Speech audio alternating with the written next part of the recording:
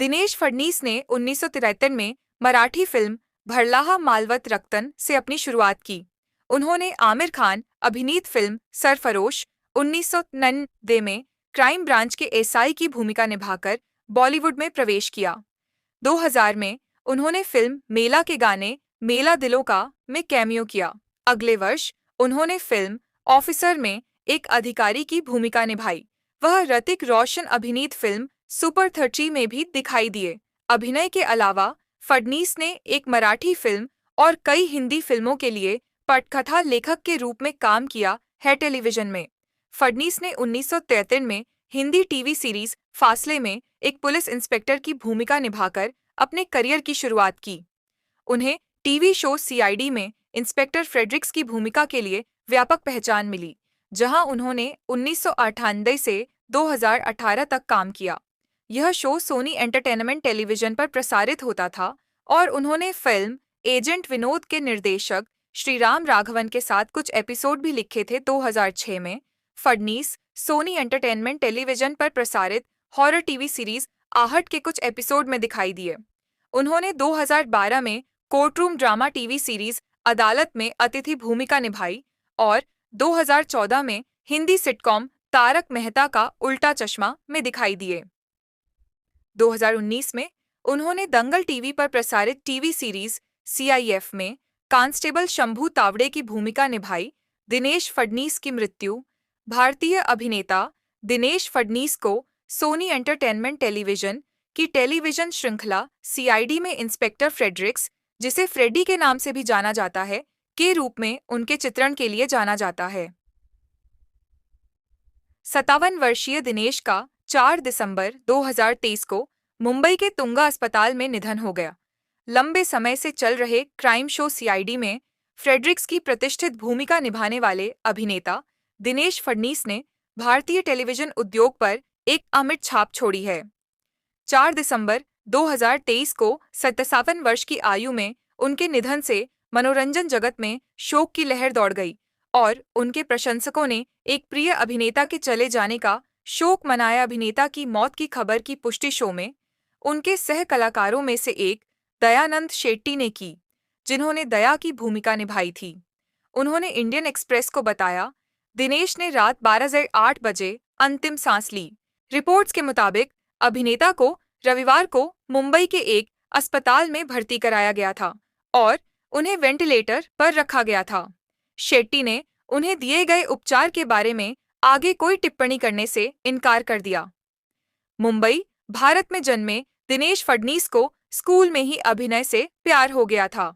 उन्होंने विभिन्न प्रकार के स्टेज प्रस्तुतियों के माध्यम से अपनी अभिनय क्षमताओं को विकसित किया और थिएटर प्रस्तुतियों में उत्साहपूर्वक भाग लिया। अपनी जन्मजात प्रतिभा और प्रतिबद्धता के कारण उन्होंने जल्दी ही अभिनय को पूर्णकालिक नौकरी के रूप में अपनाने का फैसला किया। अपने करियर के दौरान दिनेश फडणीस ने विभिन्न प्रकार के किरदार निभाकर अपनी बहुमुखी प्रतिभा का परिचय दिया।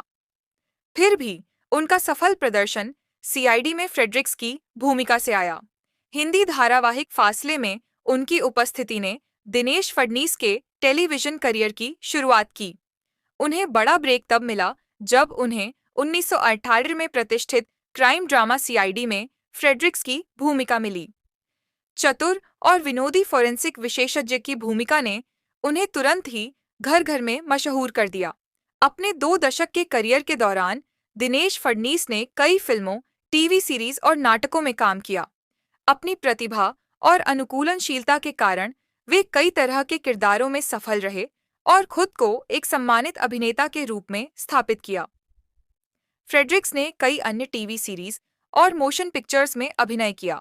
इसके अलावा वह किरदार जो हमेशा उनका सबसे मशहूर किरदार रहेगा, अकबर बीरबल, जिंदगी का सफर और यस बॉस जैसे धारावाहिकों में उन्होंने प्यारे किरदार निभाए। एक अभिनेता के रूप में अपनी बहुमुखी प्रतिभा के कारण वे आसानी से विभिन्न विधाओं में जाकर अपनी प्रतिभा और विविधता दिखाने में सक्षम थे। अपने अभिनय कौशल के अलावा दिनेश फडणीस अपने दयालु और विनम्र स्वभाव के लिए भी जाने जाते थे। वह हमेशा मदद करने के लिए तैयार रहते थे और सभी के साथ सम्मान से पेश आते थे। उनकी करुणा और गर्मजोशी ने उन्हें अपने दोस्तों, प्रशंसकों और सहकर्मियों के बीच लोकप्रिय बना दिया। दिनेश फडणीस अपने प्रियजनों के लिए सहारा और स्थिरता के स्रोत के रूप में काम करते थे। उनकी मृत्यु ने उनके जीवन में एक गहरा खालीपन छोड़ दिया है। वह एक प्यारे पति, पिता और दादा थे। कई नवोदित अभिनेताओं को दिनेश फडणीस की उपलब्धियों से प्रेरणा मिली। अभिनय के प्रति उनका प्यार और अपनी कला के प्रति उनकी प्रतिबद्धता ने दिखाया कि प्रयास और दृढ़ता से आकांक्षाएं पूरी हो सकती हैं। दिनेश फडणीस के परिवार में उनकी पत्नी नयना और बेटी तनु है। उनकी कुल संपत्ति 40-50 लाख थी। उनका निधन भारतीय मनोरंजन उद्योग के लिए एक बड़ी क्षति है। उनका समर्पण और पंचलाइन क्या सीन है, उनके प्रशंसकों के दिलों में हमेशा के लिए अंकित हो जाएगा और पीछे छोड़ी गई विरासत आने वाली पीढ़ियों को कहानी कहने के आनंद के लिए प्रेरित करती रहेगी। दिनेश फडणीस का 4 दिसंबर 2023 को मुंबई के तुंगा अस्पताल में निधन हो गया। सूत्रों के अनुसार फडणीस की मौत लीवर की बीमारी के कारण हुई।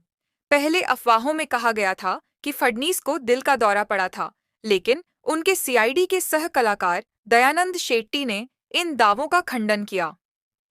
मौत का कारण लीवर की क्षति से होने वाली जटिलताओं को बताया गया, जिससे फडणीस की बीमारी से लड़ाई तुंगा अस्पताल में समाप्त हो गई, जहां उन्हें इलाज के लिए लाया गया था।